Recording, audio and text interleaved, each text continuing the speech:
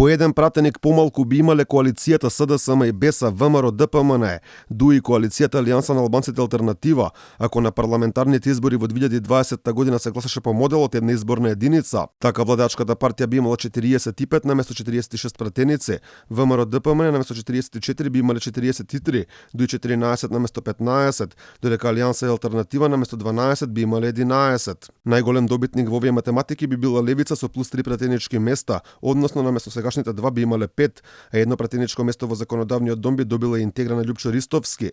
Ништо ниту би изгубил, ниту би добил Мендух Таči и неговата ДПА.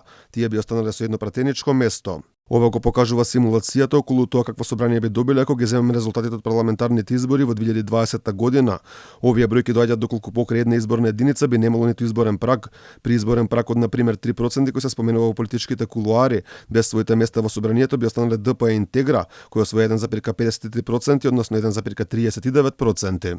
На последните парламентарни избори нешто повеќе од 325.000 гласа имаше коалицијата на СДСМ и БЕСА, ВМРО ДПМН освои 315.000 гласови, реши се 105.000 граѓани до вербата на ДУИ, за Алијанса и Алтернатива гласа 82.000, нешто повеќе од 37.000 гласови доби Левица, 14.000 ДП, додека Интегра имаше нешто повеќе од 12.000 гласови.